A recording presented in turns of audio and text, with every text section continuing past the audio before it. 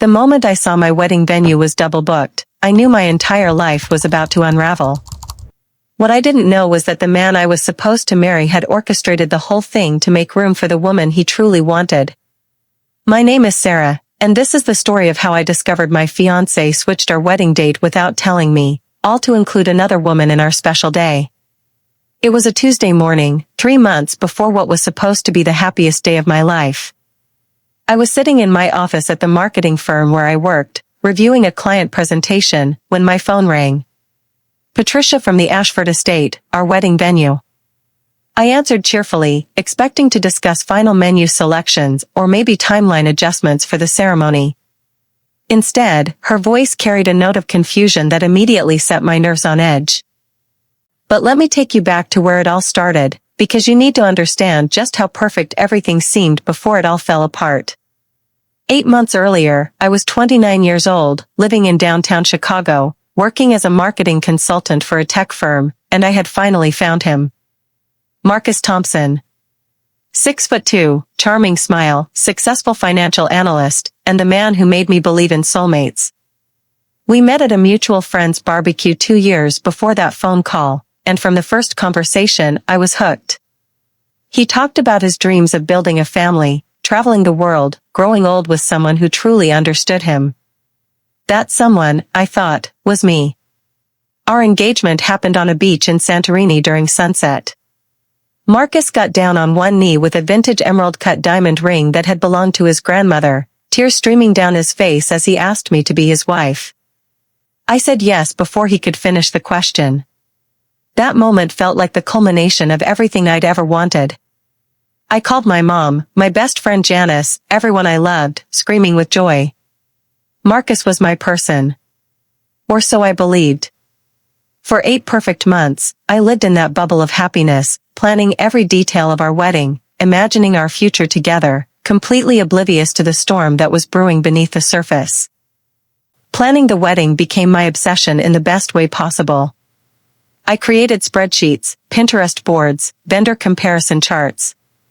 I'd dreamed of this day since I was a little girl, and I wanted every detail to be perfect. Marcus seemed supportive, attending venue tours with me, nodding along when I showed him floral arrangements, squeezing my hand when I got overwhelmed by decisions. He kept saying, "Whatever makes you happy, babe.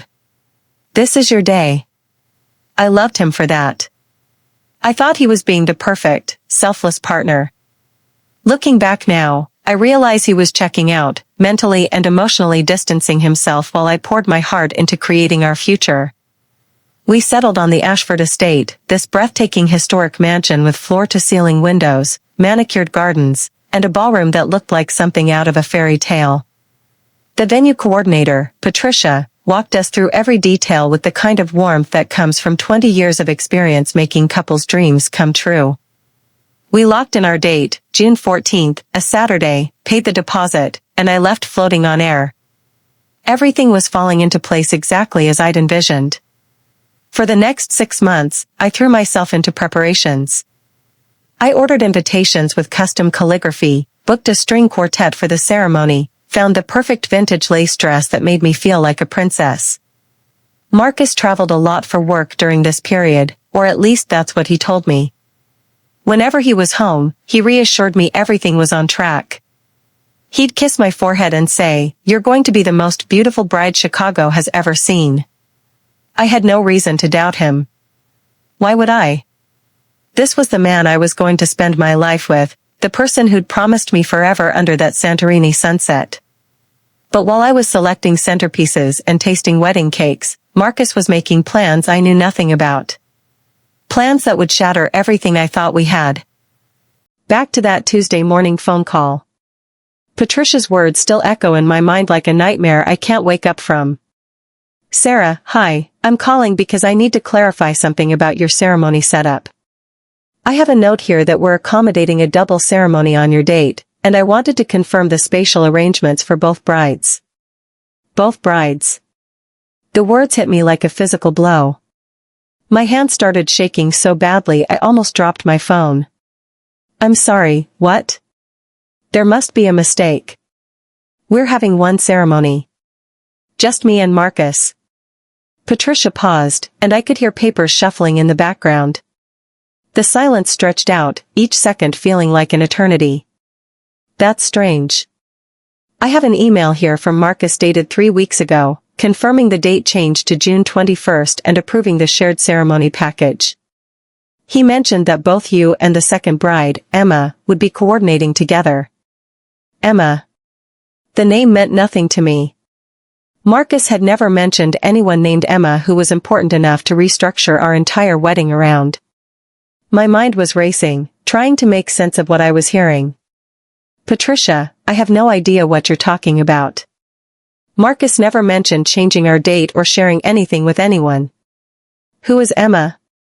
Oh dear, Patricia said, her professional composure cracking slightly. I could hear the discomfort in her voice, the realization that she'd just stumbled into something much bigger than a scheduling mix-up. I think there may have been a miscommunication. According to the emails, Emma is a close family friend who needed to be included in the wedding celebration, and Marcus requested we accommodate both ceremonies on the same day to honor that relationship. He said you'd both discussed it and were excited about the new arrangement. I ended the call in a daze, promising Patricia I'd call her back after speaking with Marcus. My office suddenly felt too small, the walls closing in. I couldn't breathe properly. My mind was spiraling through possibilities, each one worse than the last. Emma. The name kept repeating in my head. Who was she? Why had Marcus changed our wedding date for her? Why hadn't he told me? And most terrifying of all, what else didn't I know? I tried calling Marcus immediately. Voicemail. I texted him with shaking fingers. No response. For 3 agonizing hours, I sat at my desk unable to focus on anything except the growing pit in my stomach. My coworkers asked if I was feeling all right. I mumbled something about a headache, but the truth was I felt like my entire world was crumbling and I didn't know how to stop it. Something was very, very wrong, and every instinct I had was screaming at me to dig deeper, to not accept whatever explanation Marcus would eventually give me. When Marcus finally called back around lunchtime, his voice was casual, almost too casual. Hey babe, sorry I missed your calls. Meetings all morning. What's up? The normalcy in his tone made everything worse. How could he sound so unbothered when my entire world was falling apart? I didn't waste time with pleasantries. My voice came out sharp and direct, surprising even myself. Marcus, I just got off the phone with Patricia from the Ashford estate. She said you changed our wedding date 3 weeks ago and arranged for us to share the ceremony with someone named Emma. Want to explain what's going on? The silence on the other end was deafening. I could hear him breathing, could almost feel him scrambling for the right words through the phone. It was the silence of someone who'd been caught, someone who was calculating how much truth to reveal and how much to hide. When he finally spoke, his tone had shifted from casual to defensive. Sarah, listen, I can explain. It's not as weird as it sounds. Then explain, I said, my voice surprisingly steady despite the panic clawing at my chest. Explain why you changed the most important date of our lives without telling me. Explain who Emma is and why she's suddenly part of our wedding. Marcus sighed heavily, like I was being unreasonable for asking basic questions about my own wedding. That sigh alone should have told me everything I needed to know. Emma is an old friend from childhood. We grew up together, went to the same schools, she's basically family. She's going through a really rough time right now, her divorce just finalized, and she really wanted to be at our wedding.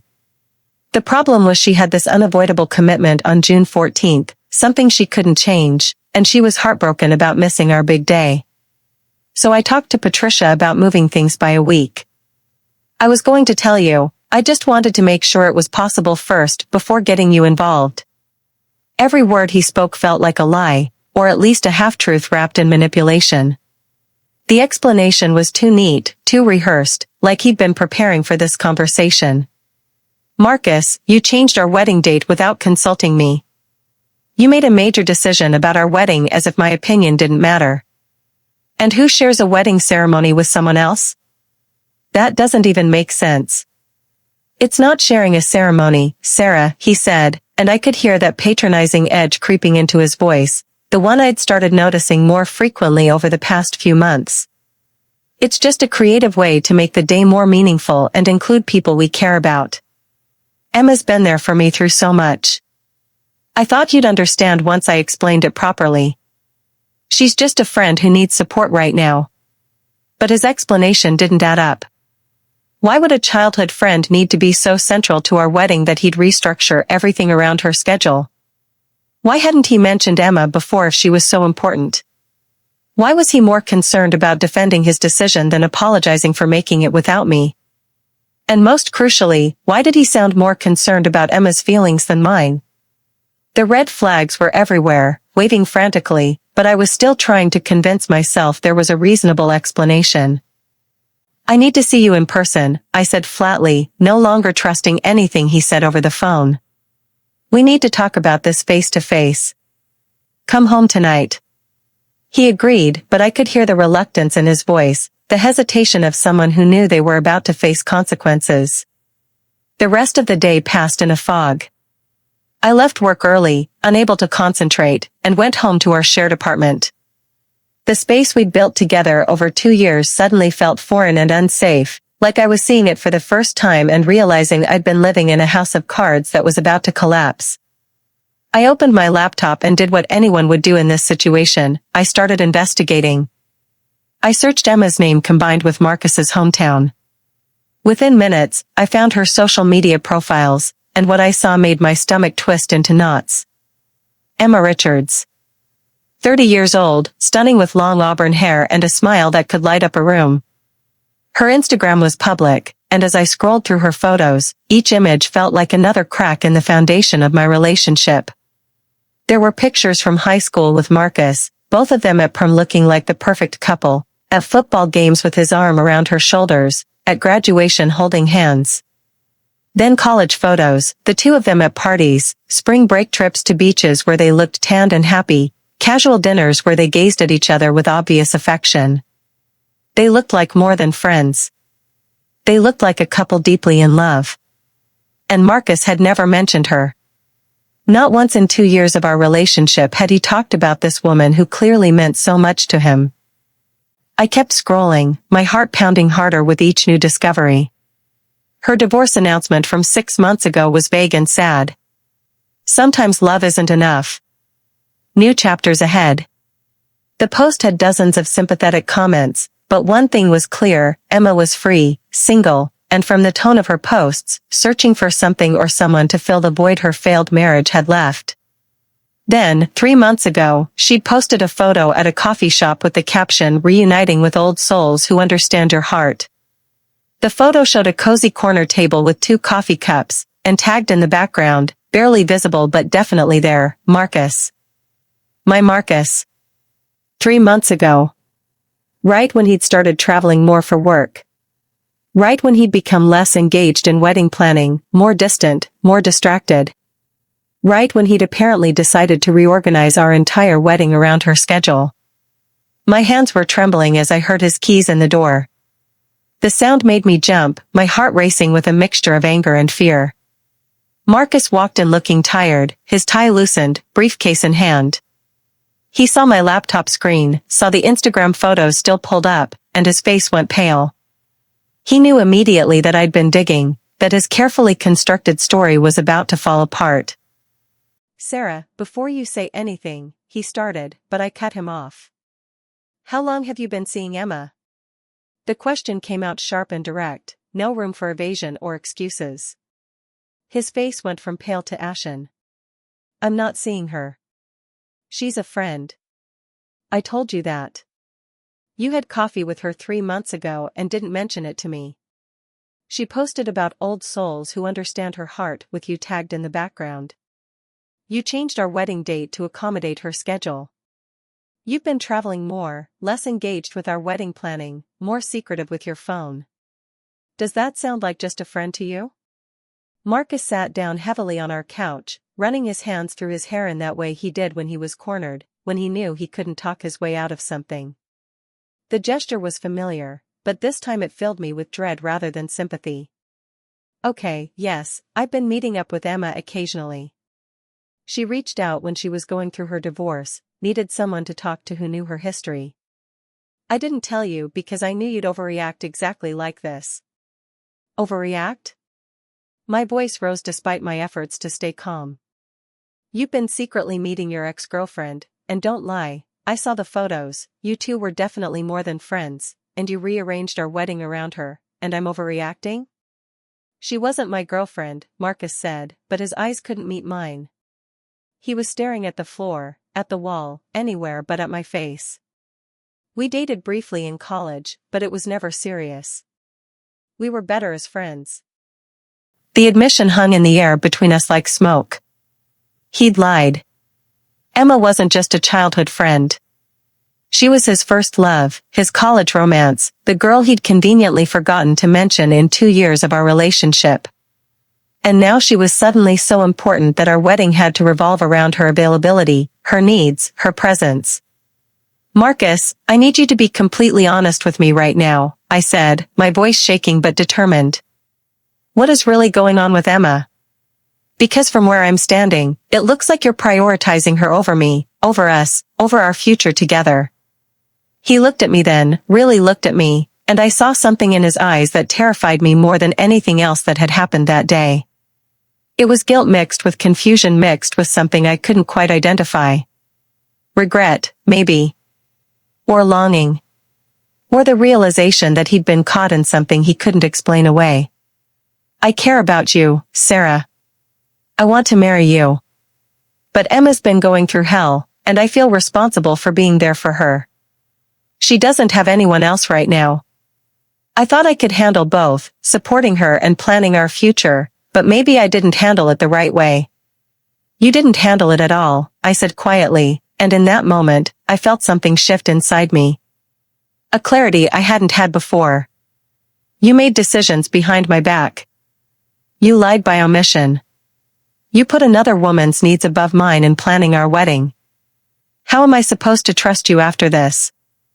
How am I supposed to walk down that aisle in 3 months knowing that there's someone else you're thinking about, someone else you're prioritizing, someone else who might mean more to you than I do? Marcus stood up, reaching for my hands, desperation clear on his face. But I pulled away.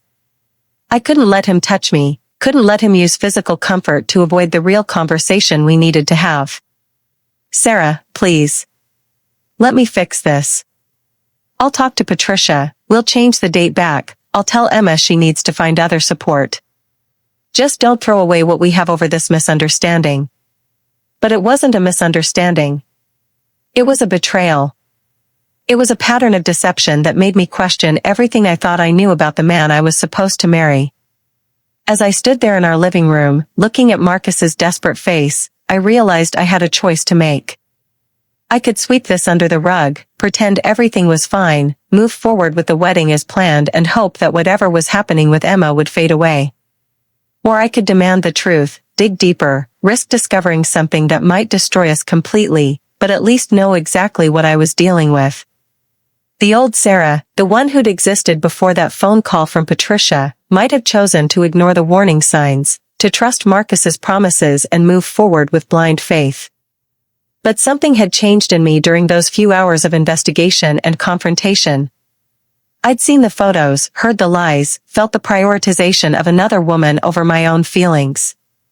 And I knew, deep in my bones, that this was just the beginning. That if I didn't get to the bottom of what was really happening between Marcus and Emma, I'd spend my entire marriage wondering, questioning, never fully trusting the man I'd promised forever to. What would you do if the person you trusted most in the world started making decisions that centered around someone else, someone from their past who suddenly reappeared and took priority over your future together? Would you fight for the relationship, trusting that love could overcome deception? Or would you walk away before the wedding bells rang, knowing that a foundation built on lies could never support the weight of forever? The week that followed was the longest of my life. I stayed at Janice's apartment, sleeping in her guest room surrounded by unfamiliar walls and borrowed blankets, trying to make sense of the wreckage my life had become. Marcus called constantly, sent text messages that filled my phone with desperate pleas and promises. He sent flowers to Janice's building until the doorman asked us to please have him stop. He showed up at my office twice before security escorted him out. He was everywhere and nowhere, haunting the edges of my life while I tried to figure out who I was without him, without the future we'd planned together. The wedding was supposed to happen in 5 weeks. 5 weeks until I was supposed to walk down that aisle at the Ashford estate in my vintage lace dress, surrounded by everyone I loved, promising forever to a man who'd betrayed me in every way possible. I'd already sent the invitations months ago, 200 elegant cards with our names embossed in gold, announcing our union to friends and family scattered across the country. My dress hung in our apartment closet, alterations completed, perfect and ready. The deposits were paid, the vendors booked, the timeline set. Everything was in place for a wedding that might not happen. Janice gave me space but also wouldn't let me spiral completely. She'd check on me throughout the day, bring me food when I forgot to eat, sit with me in silence when words felt impossible. One night, about 4 days after the confrontation at the venue, she sat on the edge of my bed and asked the question I'd been avoiding. "What are you going to do, Sarah? The wedding is in 5 weeks. People need to know. Vendors need to be notified. You need to make a decision." I spent that entire sleepless night questioning everything. Was I being too harsh? People made mistakes, had moments of weakness, got confused about their feelings. Maybe Marcus genuinely loved me and had just gotten caught up in nostalgia and old emotions when Emma reappeared. Maybe the affair was truly a mistake he regretted, something he'd never repeat if I gave him another chance. Maybe I was throwing away real love, the kind that comes once in a lifetime, over something that could be worked through with therapy and time and commitment. But then I'd remember the hotel receipts. The text messages where he questioned marrying me, called it something he had to see through rather than something he wanted with every fiber of his being. The way he'd changed our wedding date without telling me, prioritizing Emma's schedule over mine. The shrine of mementos he'd kept, physical evidence that he'd never truly let her go. The lies upon lies upon lies, each one stacking on top of the other until the foundation of our relationship was nothing but deception. I thought about my parents, married 42 years, still holding hands across the dinner table. My dad had never looked at another woman the way Marcus looked at Emma in those old photos. My mom had never questioned whether she'd chosen the right person. Their love was steady, sure, built on a foundation of trust that had never been shaken. That's what I wanted. That's what I deserved. Not a man who kept one foot out the door, ready to run back to his first love the moment she crooked her finger. On the 6th day after the confrontation, I received a message that changed everything. It wasn't from Marcus. It was from Emma. My phone buzzed while I was sitting in Janice's living room, staring blankly at a TV show I wasn't really watching, and Emma's name appeared on the screen. My first instinct was to delete it without reading, to maintain the distance I'd tried to establish. But curiosity got the better of me.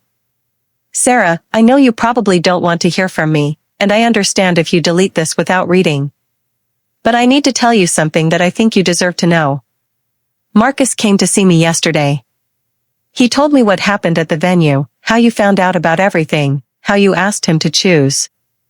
He said he chooses you, that he's cutting me out of his life completely. And I believe he means it." He was crying, Sarah. Really crying, the kind that comes from deep inside. He's devastated by what he's done to you. I kept reading, my heart pounding. But here's what I need you to know. When he told me he was choosing you, I asked him a question. I asked him if, in some alternate universe where you didn't exist, where there were no consequences or complications, would he choose me? And he hesitated. For just a moment, but he hesitated.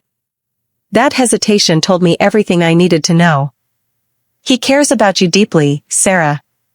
He might even love you. But there's a part of him that will always wonder about us, about what could have been. And I don't think that's fair to you. You deserve someone who doesn't hesitate, who doesn't have to convince himself to choose you. You deserve certainty. I read Emma's message over and over, each word sinking deeper into my consciousness. She'd given me the answer I'd been searching for without even realizing it. The hesitation. That moment where Marcus had to think about his answer, had to weigh his options, had to convince himself that choosing me was the right decision. Love shouldn't require hesitation. Commitment shouldn't be a choice you make after considering all the alternatives. When you know, you know. And Marcus didn't know. Maybe he never had. I showed the message to Janice. She read it silently, then looked at me with tears in her eyes. That woman just gave you the truth that Marcus never could. She's being more honest with you than your own fiancé. I know, I said quietly. And I think I know what I need to do. That night, I finally responded to one of Marcus's many messages. I kept it simple: we need to talk. Tomorrow at noon. The coffee shop on Maple Street. He responded within seconds, desperate and hopeful, yes. Thank you. I'll be there. I love you, Sarah. But I wasn't meeting him to reconcile. I was meeting him to end it properly, to say the things I needed to say, to take back control of my own narrative instead of letting him dictate the terms of our relationship's ending. The coffee shop was neutral territory, public enough that neither of us could make a scene but private enough for an honest conversation. I arrived early, ordered a tea I didn't drink, and waited. Marcus showed up exactly on time, looking haggard. He'd lost weight in the week since I'd left, dark circles under his eyes, wearing the same sweater he'd worn at the venue. He slid into the seat across from me, reaching for my hands across the table. I pulled them back. Thank you for meeting me, he said, his voice rough with emotion. I've been going crazy not being able to talk to you, to explain. I'm not here for explanations, Marcus, I interrupted. I'm here because I've made a decision, and you deserve to hear it from me directly rather than through canceled vendor notifications. His face went pale. Sarah, please, just hear me out. I've been in therapy every day this week. I've cut off all contact with Emma. I've been reading books about rebuilding trust after infidelity. I'm committed to doing whatever it takes to fix this, to prove to you that you're the one I want. Emma messaged me, I said, watching his reaction. His eyes widened in surprise and fear. She told me about your conversation with her. About how she asked you if you'd choose her in a world where I didn't exist. And you hesitated. Marcus opened his mouth to deny it, but I held up my hand. Don't lie. Not anymore. We're past that now. You hesitated because there's a part of you that will always love her, will always wonder what if, will always keep that door slightly open just in case. And Marcus, I can't marry someone who has to convince himself to choose me. I can't spend my life wondering if you're really happy or just making the best of a choice you're not completely sure about. It was just a moment, he said desperately. Just a second of confusion. It doesn't mean anything. I choose you, Sarah. I'm here, aren't I? I'm fighting for us. You're fighting for us now because you got caught. But where was this fight when you were texting Emma every day? Where was this commitment when you were taking her to hotels? Where was this certainty when you were changing our wedding date to accommodate her? My voice was steady, controlled, each word landing with precision. You had so many opportunities to choose me, Marcus. Every time you texted her instead of being honest with me. Every time you met her secretly. Every time you prioritized her feelings over mine. Those were all moments where you could have chosen us, chosen our future, chosen me. And you didn't. He was crying now, tears streaming down his face openly in this public coffee shop. I was scared. Scared of losing Emma completely, scared of making the wrong choice, scared of admitting I still had feelings for her. But I know now. I know that you're what I want. Please, Sarah. Please don't give up on us. I'm not giving up on us, Marcus. You gave up on us the moment you decided to keep Emma in your life instead of being honest with me about your feelings.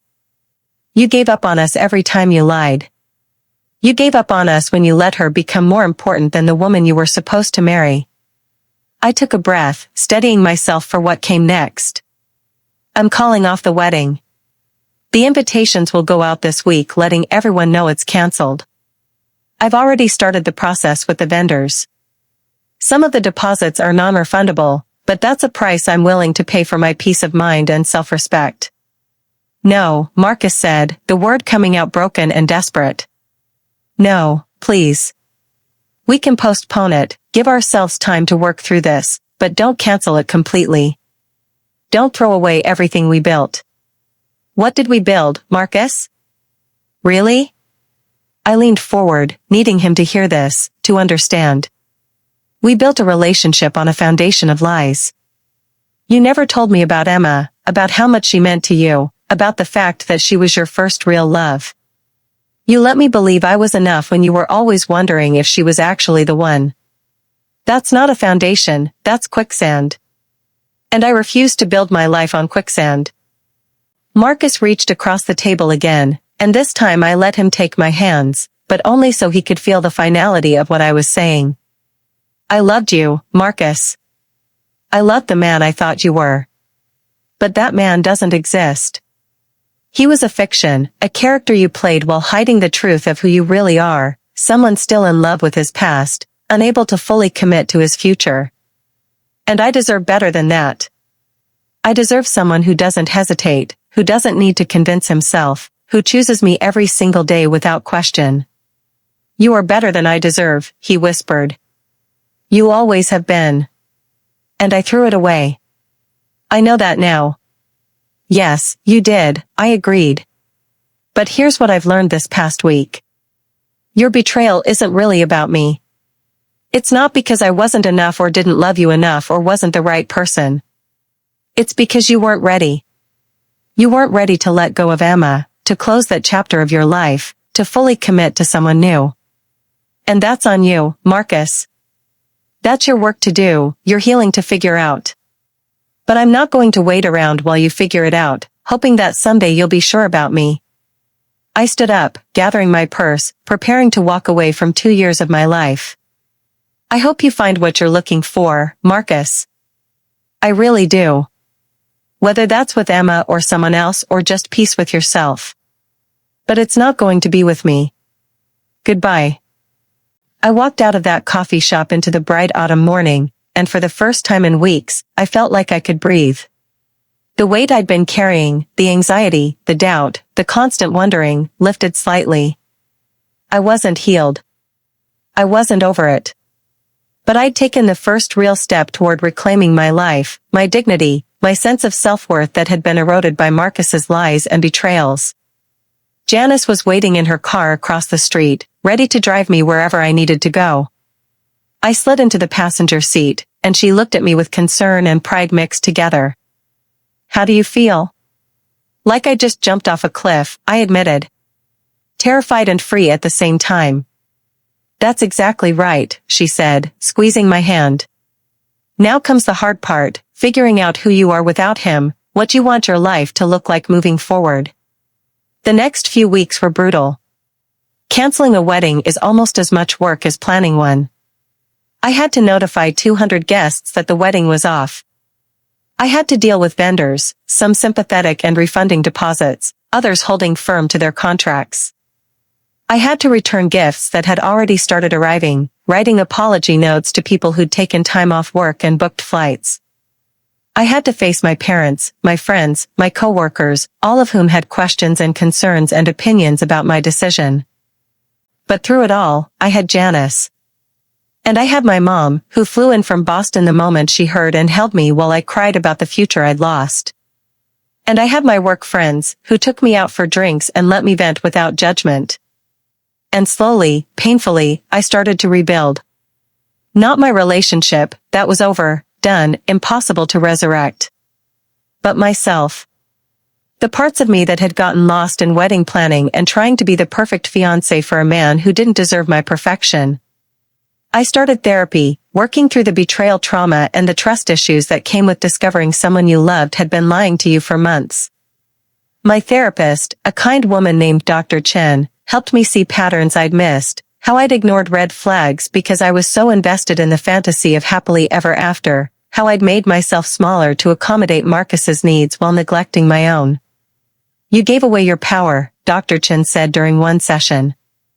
You let Marcus's choices dictate your worth, your happiness, your future. The work now is learning to take that power back, to recognize that you are whole and valuable and worthy all on your own, not because someone chooses you but because you choose yourself. 3 weeks after calling off the wedding, I went back to our apartment for the first time. Marcus had moved out as I'd requested, staying with a friend while we figured out the logistics of our lease and shared belongings. The space felt different without him, emptier but also lighter, like a weight had been lifted. I packed up my things methodically, separating my life from his, taking only what was truly mine. In the closet, I found my wedding dress still hanging in its protective bag. For a moment, I just stared at it, this beautiful symbol of a future that would never happen. I could have been bitter, could have thrown it away or destroyed it in some cathartic ritual. Instead, I decided to donate it. Some other woman would wear this dress and have the wedding day I'd lost. And that was okay. My story wasn't her story. As I packed, I found other reminders of our relationship, photos from vacations, gifts he'd given me, the engagement ring I'd left on the kitchen counter the day I moved out. Each item was a small grief, a tiny mourning for what could have been. But underneath the grief was something else. Relief. A growing certainty that I'd made the right choice, that staying would have been the real tragedy. June 21st arrived, what should have been my wedding day. Janice had asked if I wanted to do something special, to distract myself from what I was missing. But I decided to face it head-on instead. I woke up early, put on a beautiful dress, not my wedding dress, but something that made me feel powerful and confident. And I went to the Ashford estate. Patricia was surprised to see me when I showed up unannounced. "Sarah, I didn't expect, are you okay?" "I'm getting there," I told her honestly. I just wanted to see the space one more time. To say goodbye properly to the dream I had. She understood without me having to explain further. She let me into the ballroom, the same space where I'd confronted Marcus weeks earlier. Today it was set up for someone else's wedding, chairs arranged in perfect rows, flowers decorating the aisle, everything ready for a couple who were sure about each other, who didn't have ghosts from the past haunting their future. I stood there for a long moment, letting myself feel all of it, the sadness, the anger, the disappointment, but also the gratitude. Gratitude that I'd discovered the truth before making a legally binding commitment. Gratitude for the strength I'd found in myself to walk away. Gratitude for the people who'd supported me through the worst experience of my life. As I turned to leave, I saw him. Marcus, standing in the doorway of the ballroom, looking as shocked to see me as I was to see him. For a moment, neither of us spoke. Then, "I didn't think you'd be here," he said quietly. "I could say the same," I replied. "What are you doing here, Marcus?" "Same as you, I think.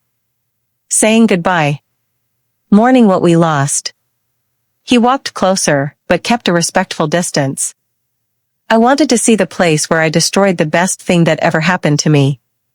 He looked different, thinner, older somehow, like the past few weeks had aged him years. There was a hollowness in his eyes that hadn't been there before. "How are you?" he asked. "I'm okay," I said, and meant it. "Getting better every day." "You?" "I'm not," he admitted. "Emma and I tried to make it work.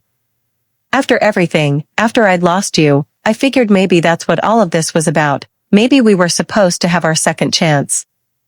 But it fell apart in less than 2 weeks. Turns out what we had was nostalgia and regret, not actual compatibility. She wanted the version of me that existed in college, and I wanted the fantasy of what could have been. But we're different people now. It didn't work." I should have felt satisfaction hearing that, some vindication that his choice had backfired. But instead, I just felt sad for both of them, for all of us caught in this mess. "I'm sorry it didn't work out," I said, and surprisingly, I meant it. "I'm not," Marcus said. "Because it taught me what I already knew but was too stubborn to admit, I lost the real thing chasing a fantasy. You were the one, Sarah. You were the woman I should have fought for, should have chosen without hesitation. And I threw it away because I couldn't let go of the past." "Yes, you did," I agreed. There was no point in sugarcoating it. But you know what I've learned? It doesn't matter now. What you did, what you chose, it's not about me. It was never about me not being enough. It was about you not being ready, not being healed from your past, not being able to fully commit. And that's not something I could have fixed no matter how hard I tried. I know, he whispered. I know that now. Is there any chance? No, I said firmly but not unkindly. There's no chance for us, Marcus. That door is closed. What we had is over, and it needs to stay that way. You broke my trust in a way that can't be repaired. And more than that, I don't want to repair it. I deserve better than someone who had to lose me to realize what I was worth. He nodded, tears visible in his eyes. You do deserve better. You deserve everything. I hope you find someone who gives you the certainty I couldn't, who chooses you every day without question. I already did, I said with a small smile. I found myself. I'm choosing myself every day now. And eventually, when I'm ready, I'll find someone who chooses me the same way.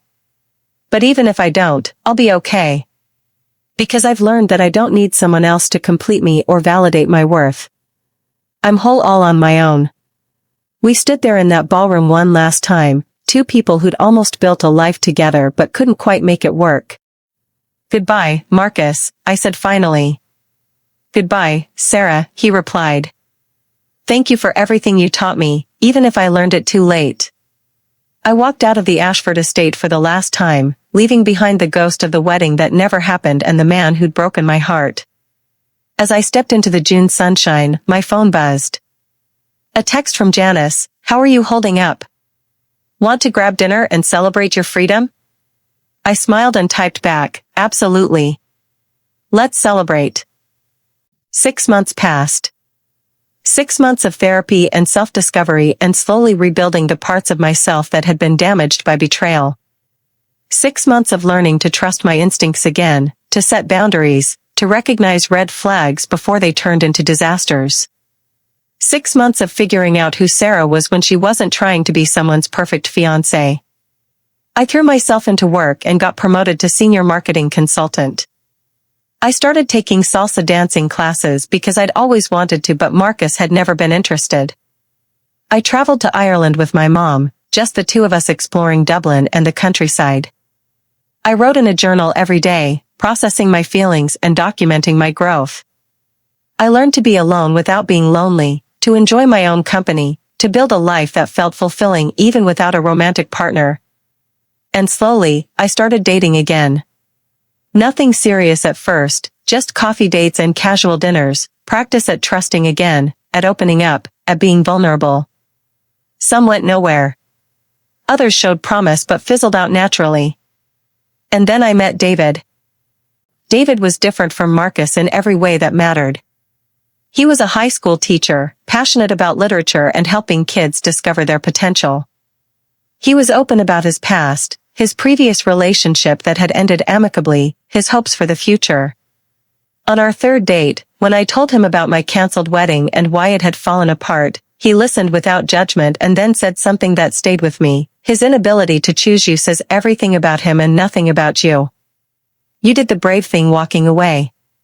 A lot of people would have stayed out of fear or sunk costs. The fact that you chose yourself shows incredible strength. We took things slow. Really slow. I wasn't ready to rush into anything, and David respected that completely. He never pressured me, never made me feel like I had to prove my feelings or commit before I was ready. He just showed up consistently, honestly, choosing me every day in small ways that rebuilt my trust bit by bit. 7 months after meeting David, on a random Tuesday evening, we were cooking dinner together in his apartment. He was telling me a funny story about one of his students, and I was laughing, truly laughing in a way I hadn't in the last year. And suddenly, I realized something profound. I was happy. Not happiness contingent on someone else choosing me or validating me. But genuine, deep down happiness that came from within, from the life I'd built, from the person I'd become. 1 year after what would have been my wedding day, I returned to the Ashford estate one final time. But this time I wasn't mourning. I was attending a wedding, my cousin's, and the venue no longer held pain for me. It was just a beautiful space where people celebrated love, nothing more. During the reception, I stood by the windows overlooking the gardens, watching my cousin dance with her new husband. They looked at each other with such certainty, such joy. That's what I'd thought I had with Marcus, but I'd been wrong. Real love didn't require convincing or hesitation. Real love didn't keep backup plans. Real love chose you, again and again, without question. David appeared beside me, handing me a glass of champagne. "You okay?" he asked, understanding without me having to explain that this place held significance. "More than okay," I said honestly. "I'm grateful, actually. Grateful it fell apart when it did, before I legally tied myself to someone who wasn't sure. Grateful for the strength I found in myself. Grateful for the journey that led me here, to this moment, to you." He kissed my temple gently. "I'm grateful too. For your courage, for your strength, for the fact that you chose yourself when it would have been easier to settle. That's the Sarah I fell in love with, the woman who knows her worth and won't accept anything less than she deserves." As I stood there in that ballroom, exactly 1 year after the wedding that didn't happen, I thought about everything I'd learned. About red flags and trust. About the difference between love and the fantasy of love. About the courage it takes to walk away from something you've invested in when you realize it's not right. About the strength required to rebuild yourself after betrayal. About the importance of choosing yourself first, always.